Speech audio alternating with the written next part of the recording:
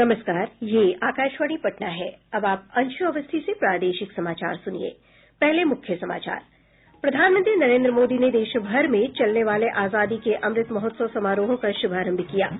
कहा, अमृत महोत्सव हमें स्वतंत्र भारत के सपनों को साकार करने की प्रेरणा देंगे। बिहार की अनामिका को हिन्दी और कमलकांत झा को मैथिली भाषा में साहित्य अकादमी पुरस्कार के लिए चुना गया। एसटीईटी का परिणाम जारी, 24,599 अभ्यर्थी सफल घोषित हुए। और प्रदेश में अगले 48 घंटों के दौरान अधिकांश हिस्सों में गरज के साथ बारिश होने की संभावना। बुलेटिन की शुरुआत से पहले ये संकल्प। कोविड-19 महामारी के खिलाफ देश एकजुट होकर लड़ रहा है। आप भी हमारे साथ सुरक्षा और बचाव के 3 आसान एहतियाती उपायों का संकल्प लें। कोविड-19 से बचाव और सुरक्षित रहने के 3 उपाय। मास्क लगाएं, 2 गज दूरी है जरूरी, सुरक्षित दूरी रखें, हाथ और मुंह साफ रखें। अब समाचार विस्तार से। स्वतंत्रता की 75वीं वर्षगांठ के उपलक्ष्य में अमृत महोत्सव आज से शुरू हुआ। इस अवसर पर प्रधानमंत्री नरेंद्र मोदी ने कहा है कि भारत की उपलब्धि न सिर्फ भारत के लिए बल्कि समूची मानवता के लिए लाभदायक है। उन्होंने संपूर्ण मानव जाति के लिए नई आशा का संचार किया। इतिहास साक्षी है कि किसी राष्ट्र का गौरव तभी जागृत रहता है जब वो अपने स्वाभिमान और बलिदान की परंपराओं को अगली पीढ़ी को भी सिखाता है, संस्कारित करता है, उन्हें इसके लिए निरंतर प्रेरित करता है। किसी राष्ट्र का भविष्य तभी उज्जवल होता है जब वो अपने अतीत के अनुभवों और विरासत के गर्व से पल पल जुड़ा रहता है। प्रधानमंत्री आजादी का अमृत महोत्सव के संबंध में विभिन्न गतिविधियों के शुभारंभ और गुजरात में साबरमती आश्रम से दांडी तक की पदयात्रा की शुरूआत के अवसर पर जन समूह को संबोधित कर रहे थे। इस अवसर पर प्रधानमंत्री ने कहा, ये हम सभी का सौभाग्य है कि हम आजाद भारत के इस ऐतिहासिक कालखंड के साक्षी बन रहे हैं। आज दांडी यात्रा की वर्षगांठ पर हम बापू की इस कर्मस्थली पर इतिहास बनते भी देख रहे हैं और इतिहास का हिस्सा भी बन रहे हैं।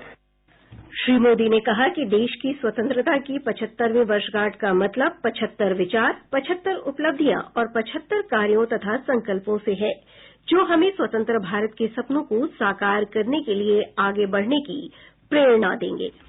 जब हम गुलामी के उस दौर की कल्पना करते हैं जहां करोड़ों करोड़ लोगों ने सदियों तक आजादी की एक सुबह का इंतजार किया, तब ये एहसास और बढ़ता है कि आजादी के 75 साल का अवसर कितना ऐतिहासिक है, कितना गौरवशाली है। इस पर्व में शाश्वत भारत की परंपरा भी है, स्वाधीनता संग्राम की परछाई भी है और आजाद भारत के गौरवान्वित करने वाली प्रगति भी है। श्री मोदी ने कहा कि नमक आत्मनिर्भरता का प्रतीक है। उन्होंने कहा कि हमारे जीवन मूल्यों और आत्मसम्मान के अतिरिक्त अंग्रेजों ने नमक पर भी हमला किया। प्रधानमंत्री ने कहा कि महात्मा गांधी ने देश के दर्द को महसूस किया और नमक सत्याग्रह के रूप में लोगों की नब्ज को समझा, इसलिए ये आंदोलन जन जन का आंदोलन बन गया था। भारत की उपलब्धियां आज सिर्फ हमारी अपनी नहीं है, बल्कि ये पूरी दुनिया को रोशनी दिखाने वाली, पूरी मानवता को उम्मीद जगाने वाली है। भारत की आत्मनिर्भरता से ओतप्रोत हमारी विकास यात्रा पूरी दुनिया की विकास यात्रा को गति देने वाली है। कोरोना काल में ये हमारे सामने प्रत्यक्ष सिद्ध भी हो रहा है। मानवता को महामारी के संकट से बाहर निकालने में, वैक्सीन निर्माण में भारत की आत्मनिर्भरता का आज पूरी दुनिया को लाभ मिल रहा है। प्रधानमंत्री ने कहा कि आजादी का अमृत महोत्सव संबंधी देशव्यापी समारोह में जन भागीदारी महत्वपूर्ण भूमिका निभाएगी। उन्होंने लोगों से आगे आने और इस महोत्सव में नए विचारों के साथ योगदान देने की अपील की। ये महोत्सव राष्ट्र के जागरण का महोत्सव है। ये महोत्सव सुराज्य के सपने को पूरा करने का महोत्सव है। ये महोत्सव वैश्विक शांति का, विकास का महोत्सव है। अमृत महोत्सव के सिलसिले में सरकार विभिन्न कार्यक्रम आयोजित कर रही है। इसे जन भागीदारी की भावना में जन उत्सव के रूप में मनाया जाएगा। इस संबंध में विभिन्न गतिविधियां आज से ही शुरू हो रही हैं। आज से ठीक 75 सप्ताह बाद 15 अगस्त 2022 को देश स्वतंत्रता की 75वीं वर्षगांठ मनाएगा। एक रिपोर्ट।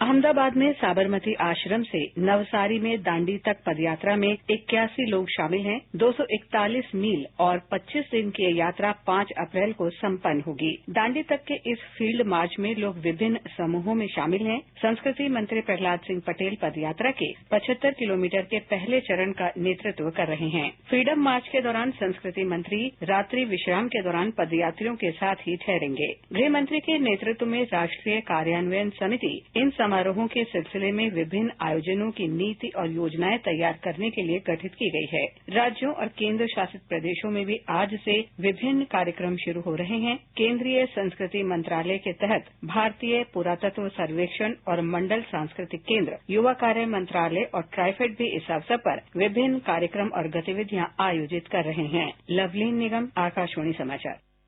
वर्ष 2020 के साहित्य अकादमी पुरस्कारों की आज घोषणा कर दी गई। मुजफ्फरपुर की रहने वाली साहित्यकार अनामिका को उनके कविता संग्रह टोकरी में दिगंत थेरी गाथा को हिन्दी के साहित्य अकादमी पुरस्कार के लिए चुना गया है। अनामिका हिन्दी साहित्य में बिहार की पहली महिला साहित्यकार हैं जिन्हें इस सम्मान के लिए चुना गया है। वर्ष 2014 में प्रकाशित टोकरी में दिगंत थेरी गाथा काव्य संग्रह बौद्ध धर्म की परंपरा में भिक्षुणियों के अस्तित्व की लड़ाई का चित्रण है। वहीं मधुबनी जिले के जयनगर निवासी कमलकांत झा को मैथिली भाषा के लिए साहित्य अकादमी पुरस्कार दिया जाएगा। वर्ष 2016 में प्रकाशित उनकी रचना गाछ रूसल ऐछ के लिए ये सम्मान प्रदान किया जाएगा। मैथिली भाषा में ये रचना मानव और पर्यावरण प्रेम के विभिन्न आयामों को प्रस्तुत करती है।